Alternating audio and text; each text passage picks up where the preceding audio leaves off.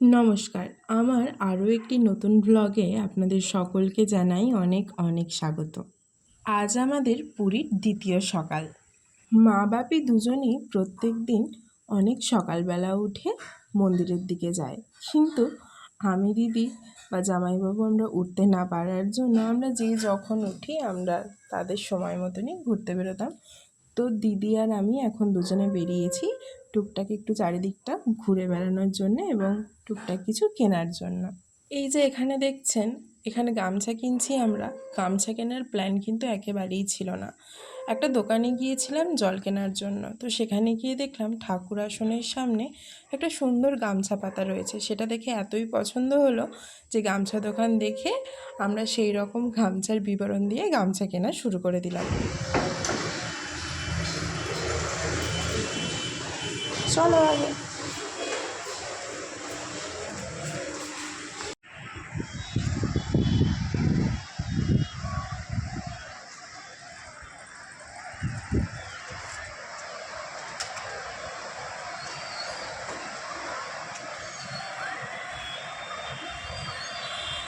আমরা যে হোটেলটায় ছিলাম সেটা ছিল সি বিচের একদম সামনে।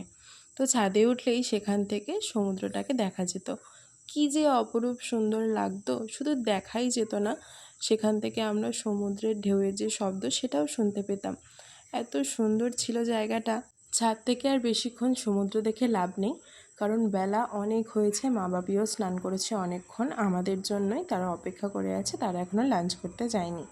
তো চলুন সবাই মিলে এখন যাই লাঞ্চ করতে।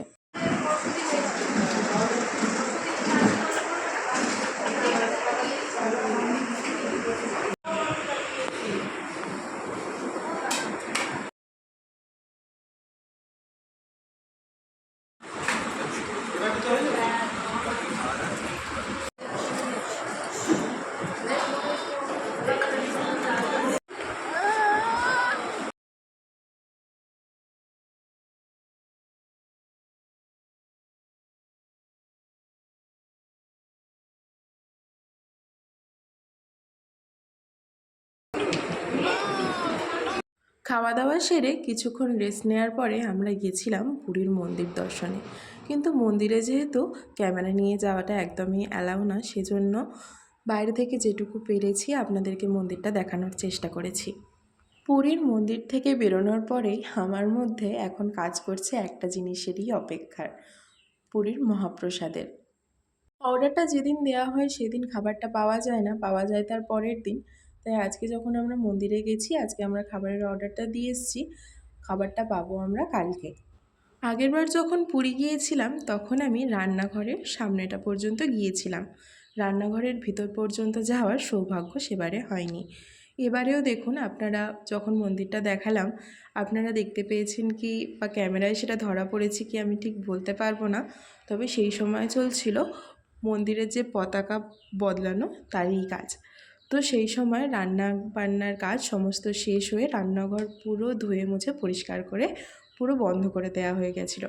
তবে আপনাদেরকে আমি এটাই বলবো, আমাদের মতন ভুল আপনারা একদমই করবেন না। বিকেলবেলা গিয়ে রান্নাঘরে ঢোকার চেষ্টা একদমই করবেন না, কারণ তখন তো সমস্ত রান্নাবান্না শেষ হয়ে যায়। রান্নাঘরে যাওয়ার হলে আপনারা যাবেন একদম সকালে, তখন সমস্ত বাটাবাটি কাটা সমস্ত জিনিস তখন হয়। জিনিসগুলো দেখে আপনারা উপভোগ করবেন। আর এই জিনিসটা যেহেতু ওইখানে ক্যামেরা নিয়ে যাওয়া যায় না, তো কেউ কোনোভাবেই আপনাদেরকে ওই দৃশ্যগুলো কোনোভাবেই দেখাতে পারবে না। তবে ব্যাপারটা একদমই এমন নয় যে বিকেলবেলা গেলে আপনি রান্নাঘরের কাছে যেতে পারবেন না, অবশ্যই দেখতে পাবেন, সমস্ত জায়গাটা ঘুরে দেখতে পারবেন, কিন্তু ওই যে রান্নাবান্নার সবজিপাতি কাটা মশলা বাটা সেগুলো আপনার দেখা হবে না। মন্দির থেকে ফিরে আমরা আবারও এসে গেছিলাম সি বিচে।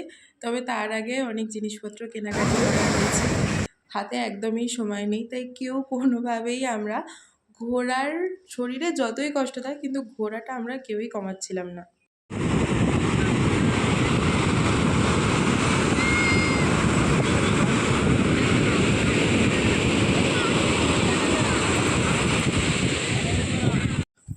অনেকটাই রাত হয়ে গেছে, চলুন ডিনারটা সেরে ফেলি।